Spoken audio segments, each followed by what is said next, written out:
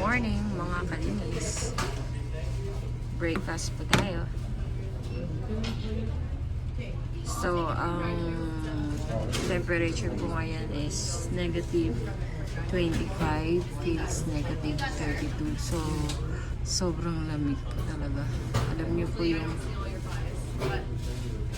mga ilang minuto ka lang magstay, mga 1 to 2 minutes, yung mukha mo, yung face mo, parang yung mapupunit, ganon. Ganyan siya kalamig. Tapos ang sakit sa kamay, sa tenga, sa mukha, ang lamig, talagang grabe.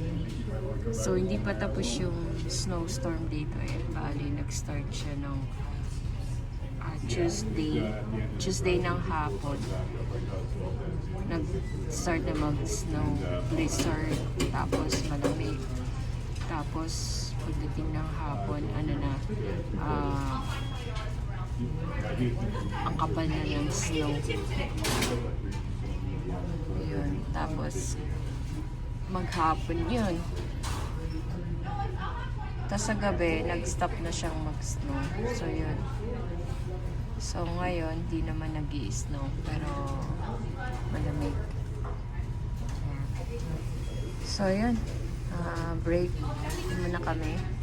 Break time muna kami. Then may isa pa kami lilinisan sa afternoon ulit. Sa hapon na.